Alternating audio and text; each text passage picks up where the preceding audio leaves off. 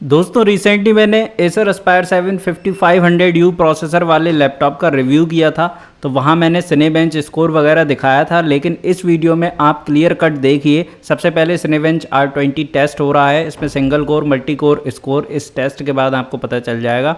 और इसके बाद मैं करूंगा सिनेबेंच R23 टेस्ट, तो उसमें भी सिंगल कोर और मल्टी कोर स्कोर मैं आपको दिखा दूंगा। यहाँ पर सिंगल कोर टेस्ट का मैंने वीडियो नहीं डाला है क्योंकि वो काफ़ी टाइम लगता है, सिंगल कोर टेस्ट होने में बहुत ज़्यादा टाइम ले लेता है। तो यहाँ पर स्कोर वगैरह सब कुछ आपको दिख जाएगा। Aspire7 का फुल रिव्यू देखने के लिए ऊपर आई बटन चेक कीजिए, वहाँ आपको वीडियो मिल जाएगा।